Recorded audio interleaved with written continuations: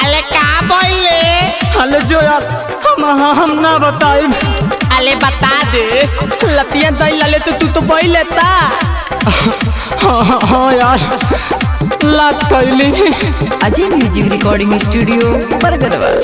मिले खाती गई रही मलावा के घर में, आई गनियारा ओकरा भाई के नजर में। ताए लंगे हाथ लागे लेता।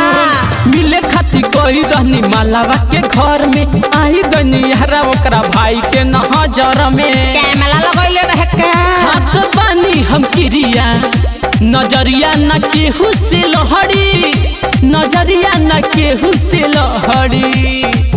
हरे अरबा हरे अरबा हे अरबा हराते मरले सब बड़ी, हे अरबा हराते मरले सब बड़ी, हे अरबा हराते मरले सब बड़ी, हे अरबा हराते मरले सब बड़ी। तेती ताता मल्ले बाले तो लावल दिला दादी। अरे हट जगह थोड़ी ना देखावेला। एक बार काले अभी फ्लिपकार्ट से टोपी चश्मा मंगैली, साला वो तूर दलस। टोपी लगैनी चश्मा लगैनी नया गाड़ी कसवहिनी, भइल लहबो करा से त गाँव में मिठाई बटवैनी। अले लट्टू की लाल मोहल्ले सुन टोपी लगैनी चश्मा लगैनी नया गाड़ी कसवहिनी, भइल लहबो करा से त गाँव में मिठाई बटवैनी।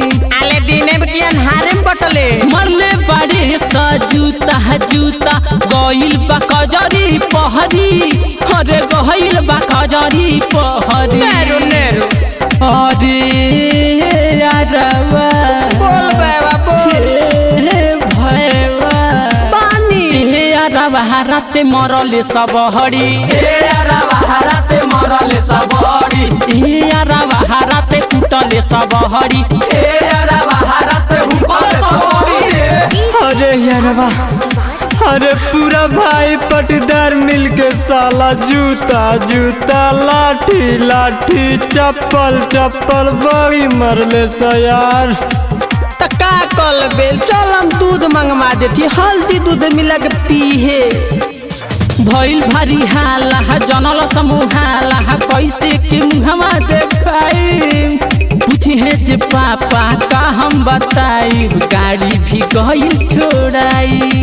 ए भाई कैसे चलब रे, भइल भारी हाला जनल समूहाला, कैसे के मुहमा देखाई, पूछी है जे पापा का हम बताई, गाड़ी भी गइल छोड़ाई। एक कारणम का जरूरी रहे अजला मही पयमित कबो न छूटा चरी, हरे कहबो न छूटा चहरी।